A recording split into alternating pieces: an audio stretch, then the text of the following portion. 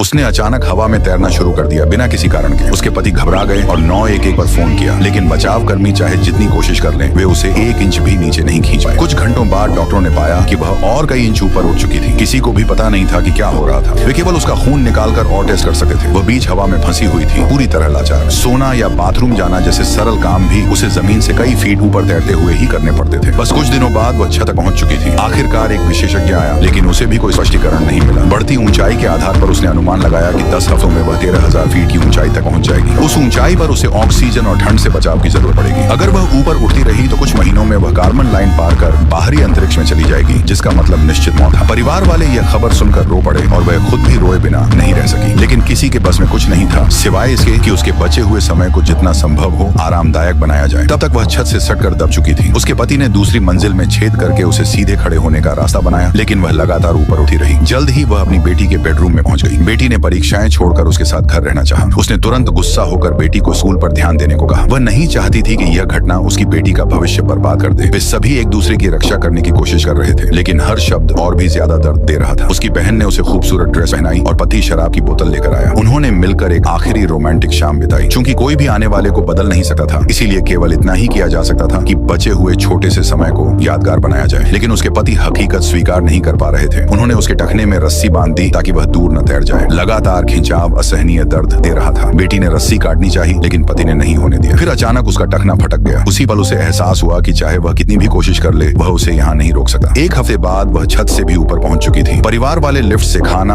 और सामान ऊपर भेज रहे थे। आंसू बहाते हुए बेटी ने उसे आखिरी विदाई दी। पति चुपचाप खड़े रहे। फिर आखिरी पल में उन्होंने उसे जकड़ लिया और कसकर गले लगाया। दोनों जानते थे कि यह अंतिम विदाई हो सकती है। उसके बाद वह और ऊपर तैरती चली गई। भारी कपड़ों के कई लेयर के बावजूद उसका चेहरा ठंड से लाल हो गया। उसने अपना MP3 प्लेयर निकाला और आखिरी गाना सुनने की कोशिश की, लेकिन वह उसके हाथ से छूटकर नीचे गिर गया। उसी क्षण वह पूरी तरह टूट गई। तभी उसे दूर से पक्षियों की आवाज सुनाई दी। प्रवासी पक्षियों का एक झुंड गुजर रहा था। जीवन में पहली बार उसने इतने सारे पक्षियों को एक साथ देखा। वे उसके चारों ओर चक्कर लगाते हुए उड़ गए और समहाउ उसके दिल का अंधेरा कम होने लगा। उस रात तेज बारिश हुई और वह सर से पांव तक भीग गई। बहुत नीचे जमीन पर उसका पति खड़ा होकर चुपचाप उसके लिए प्रार्थना कर रहा था। तब तक वह वायुमंडल पार कर चुकी थी और कार्बन लाइन के पास पहुंच रही थी। उसे पता था कि समय बहुत कम बचा था, इसीलिए उसने ऑक्सीजन मास्क उतार दिया और परिवार को अंतिम विदाई देने के लिए एक फोन कॉल किया।